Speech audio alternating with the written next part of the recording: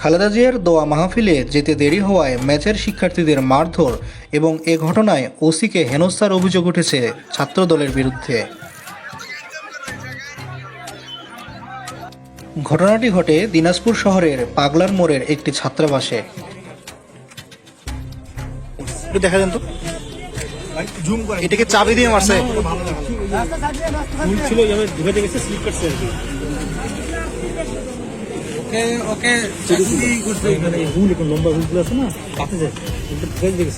ওটা কি ছিল যেটা দিয়ে আপনাকে আহত করছে? এটা কি জানি শিখের মতন ছিল।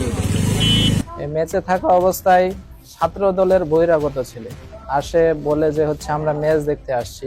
যখন গেট খোলা হয়, গেট খোলা অবস্থায় তারা আমাদেরকে বলে যে হচ্ছে বিএমপির মিটিং হচ্ছে রামনগরে, তোমাদেরকে এখনই যাইতে হবে। এভাবে বললে যে সবাইকে ডাকো। ম্যাচ মনিটর আর আমি এক রুমেই থাকি। ম্যাচ মনিটরকে বলে, বেটা এখান থেকে যাবি না, তোকে পাগলার মোড়ে যাইতে দিব না, এই ম্যাচে তোকে থাকতে দিব না, তোদেরকে থাপড়াবো, এই বেটাদের সবাইকে ডাক। রুমে ছোট ভাইগুলা রুমে ধাক্কাচ্ছে। তো মনিটরকে যখন থাপ্পড় মারছে দুইটা, তারপর আমি কথা বলতে শুরু করছি যে ভাই এটা কোন ধরনের কথা, আপনি থাপড়াবেন মানে কেন, অন্যায়ভাবে আপনার কেন আমাদের মারতেছে। আমাকে 4-5টা মারে দিল।